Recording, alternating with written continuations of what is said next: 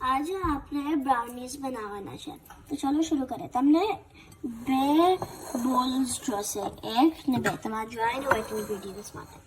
પછી તમને butter, baking powder, vanilla extract, થોડું ખોપરું,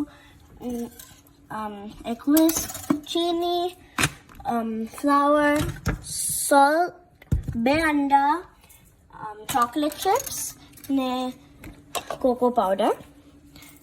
બ્રાઉનીઝ માટે વાપરે છે કોકો પાવડર ને બીજી ચોકલેટ ચીઝ માટે. ને હું મારા આ કપ્સ ને ટેબલ સ્પૂન્સ, ટીસ્પૂન્સ એ બધું અહીંયા છે. તો ચાલો શરૂ કરીએ.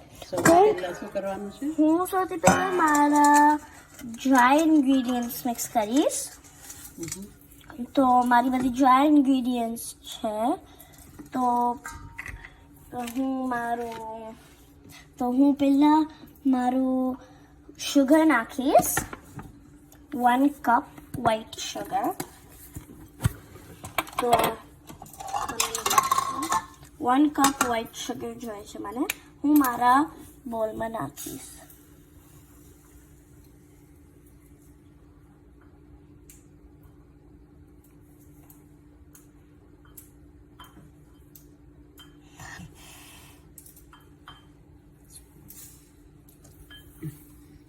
તો આપણે હવે આપણું 1 કપ નીકાળી લીધું. હવે આપણે આને અહીંયા મૂકી દઈશું. આપણે આપણી ચીની નાખી દીધી છે તો અહીંયા સાઈડ પર મૂકી દઈશું. હવે આપણે કોકો પાવડર નાખશું 1/3 કપ. તો હું 1/3 કપમાં કોકો પાવડર નાખું છું.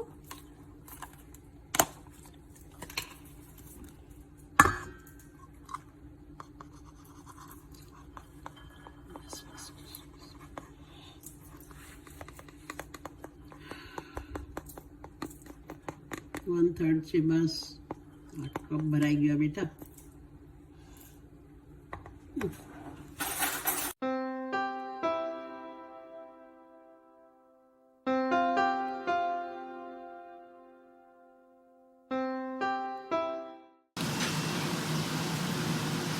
ઓલ પર્પસ ફ્લાવર નાખવાના છે 1/2 કપ. આપણે 1/2 કપ ઓલ પર્પસ ફ્લાવર નાખીશું. હવે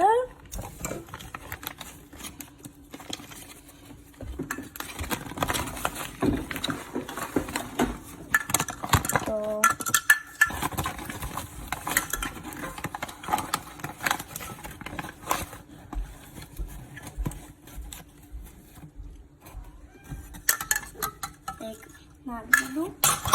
આપણે આને મૂકી દઈએ છીએ સાઈડ પર. તો આપણે કરી લીધું છે. હવે આને મિક્સ કરશું.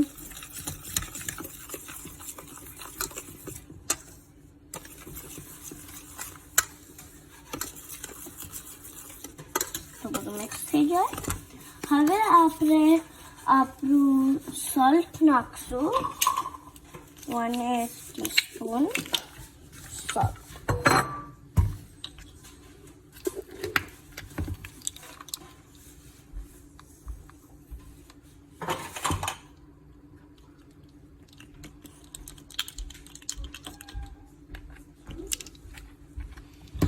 તો હવે આપણે આને અહીંયા રાખશું ને પછી મિક્સ કરીને હવે આપણે બધું આપણી ડ્રાય ઇન્ગ્રેડિયન્ટ્સ નાખી દીધી છે. હવે આપણે આને સાઈડ કરવાના છે આ બોલના અંદર. તો આપણે વેનિલા એક્સ્ટ્રેક્ટ નાખવાના છે 1 ટીસ્પૂન. આપણને બહુ વેનિલા એક્સ્ટ્રેક્ટ બી નથી નાખી દેવું કેમકે પછી વેનિલા એક્સ્ટ્રેક્ટ તમને બહુ નથી નાખી દેવું કેમકે પછી બહુ થઈ જશે તો પછી બહુ ખરાબ ટેસ્ટ આવી જશે. તો હવે આપણે વ્હાઈટ ઇન્ગ્રેડિયન્ટ્સ નાખશું. તો આ મેં વેનિલા એક્સ્ટ્રેક્ટ 1 ટીસ્પૂન નાખી દીધું છે. હવે આપણે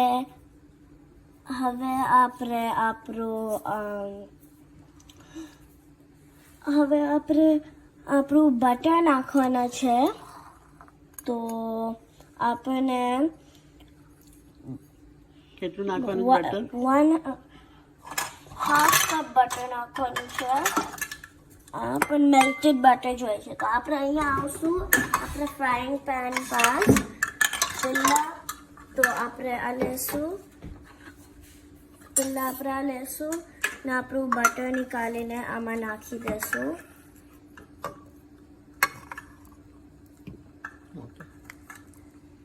તો આ નાખશે. તો હવે આપણે આને નાખશું અંદર ને આપણું ચૂલો ઓન કરી દેશું. આપણું આ બેસિકલી બધું મેલ્ટ થઈ ગયું છે. ખાલી એક નાના કેવા બાકી છે ને. તો આપણને એકદમ મેલ્ટ કરી લેવું છે તો કાંઈ રહી નહીં જાય. તો આપણે આને બધું મેલ્ટ કરી લઈશું આપણે ફ્રાઈંગ પેનમાં. ને આપણને જોઈએ છે લાઈક આખું બધું લિક્વિડી મિક્સચર બની જાય. મેલ્ટ કરીને શેમાં નાખવાનું છે?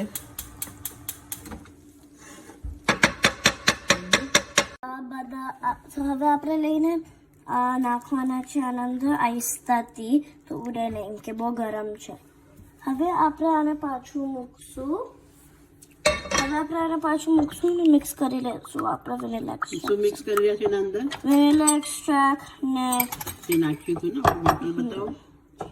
આ વાલા વેનીલા એક્સ્ટ્રાક્ટ ને પછી બટર ને હવે આપણે આને મિક્સ કરી લીધું છે. ને હવે આપણે આપણા અંદર બે અંડા નાખ્યા. બે અંડા નાખી દીધા છે. હવે આપણે મિક્સ કરવાના છે બધું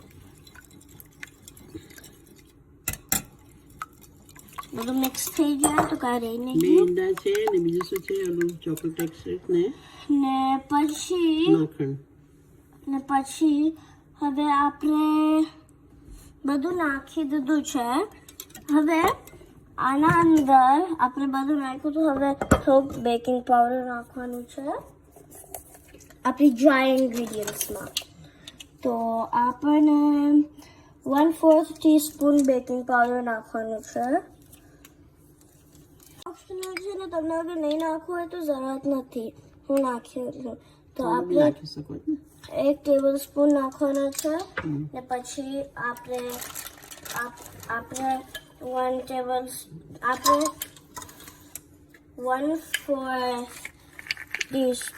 1/4 કપ નાખવાના છે આપણો નટ્સ. અખરોટ 1/4. તો 2 કપ તો 1/4, 3 કપ તો 1/4.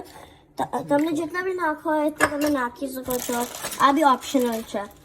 હવે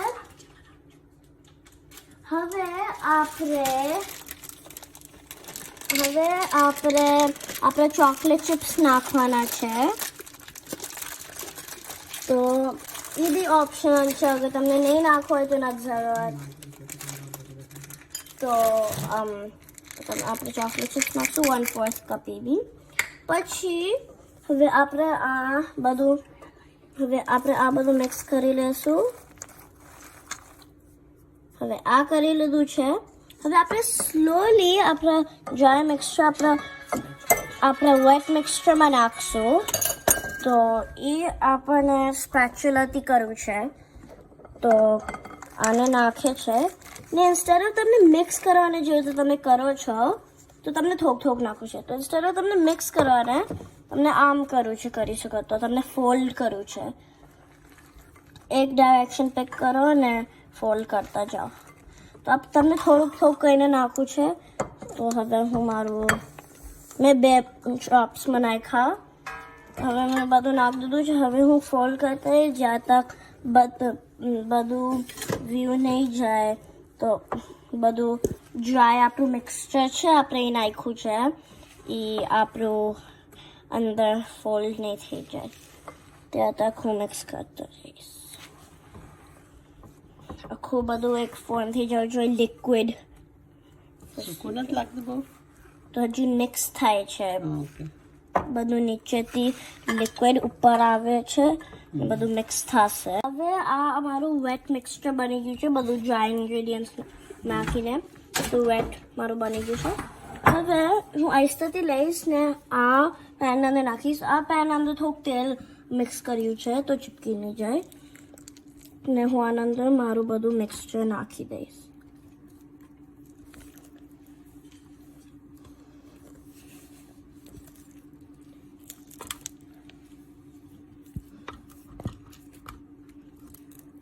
બધું નાખી દેવું છે તો વાપસ કાંઈ એક્સ્ટ્રા રોય બચી જાય કે આપણે બધું મેઝર કરીને નાખ્યું છે.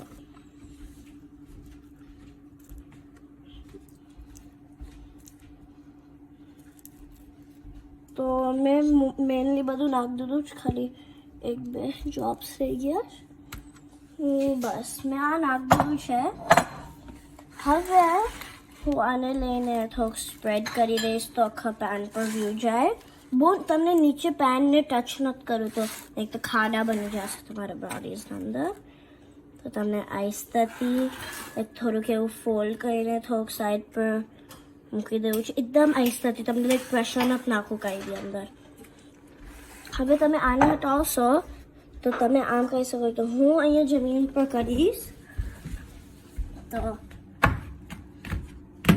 ઉપર કરીને તમને છોડી દેવાનું છે અહીંયા તો આખું બધું ફોર્મ થઈ જશે.